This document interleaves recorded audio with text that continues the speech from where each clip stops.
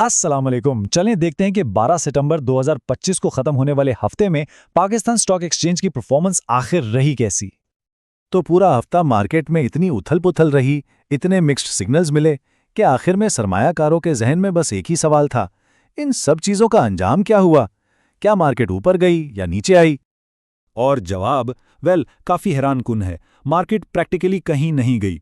इतनी सारी एक्टिविटी के बावजूद KSE 100 इंडेक्स सिर्फ 0.11% ऊपर गया और 15,440 पॉइंट्स पर आकर रुक गया।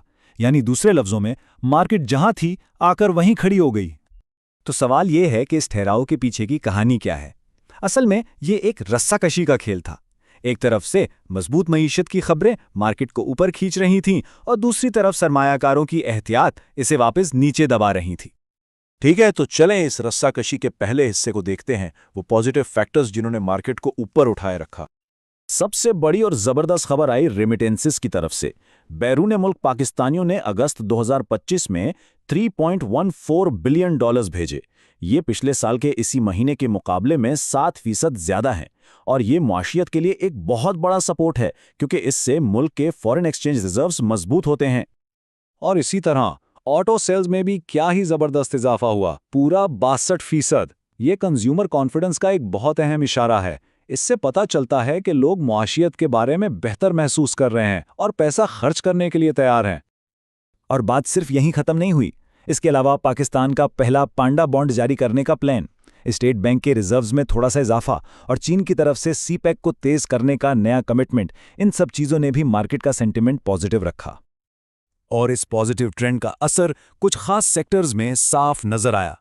पावर सेक्टर ने अकेले इंडेक्स में 184 पॉइंट्स का इजाफा किया, जबकि इन्वेस्टमेंट बैंक्स और एक्सप्लोरेशन कंपनीज यानी ENPs ने भी 179 और 154 पॉइंट्स का अहम किरदार अदा किया। चलें अब तस्वीर का दूसरा रुख देखते हैं। वो कौन सी चीजें थीं जो मार्केट को आगे बढ़ने से रोक रही थीं? सरमायाकार असल में 3 बड़ी वजूहात की बिना पर काफ़ी मोहतात थे। पहली, 15 सितंबर को मॉनेटरी पॉलिसी कमेटी की मीटिंग होनी थी और उससे पहले एक अनसर्टेनिटी की फिजा थी। दूसरी, मुल्क में जो सैलाब की सूरत हाल चल रही है उसके मुआशी असरात का खदशा था। और तीसरी, मार्केट में हाल ही में जो तेजी आई थी उसके बाद लोग अपना प्रॉफिट निकाल रहे थे। और इस एहतियात ने मार्केट पर खास तौर पर कुछ बड़े सेक्टर्स पर बिल्कुल वाज़े मनफी असर डाला। अकेले बैंकिंग सेक्टर ने इंडेक्स से 458 पॉइंट्स कम कर दिए। इसके अलावा सीमेंट और FMCG सेक्टर्स ने भी बिलतरतीब 243 और 100 पॉइंट्स की कमी करके मार्केट को नीचे की तरफ खींच लिया।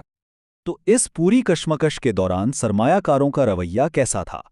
आइए देखते हैं कि पैसा कहां से आ रहा था और कहां जा रहा था। यहाँ एक बहुत ही दिलचस्प तस्वीर सामने आती है। एक तरफ लोकल इन्वेस्टर्स, खासतौर पर कंपनियां, मार्केट पर पूरा भरोसा कर रही थीं और उन्होंने $11.9 मिलियन की खरीदारी की। दूसरी तरफ फॉरेन इन्वेस्टर्स थे जो थोड़ा एहतियात से काम ले रहे थे और उन्होंने मार्केट से $8.4 मिलियन निकाल लिए।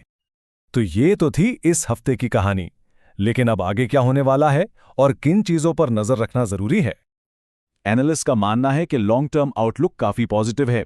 उनकी पेशगोई ये है कि दिसंबर 2025 तक KSE 100 इंडेक्स 1,65,215 पॉइंट्स की सतह तक जा सकता है और इसकी वजह वो मजबूत कॉर्पोरेट अर्निंग्स और माशी इस्तेकाम को बता रहे हैं। फौरी तौर पर आने वाले हफ्ते में 3 चीजें मार्केट की डायरेक्शन तय करेंगी। पहला, पीर को स्टेट बैंक का इंटरेस्ट रेट पर फैसला।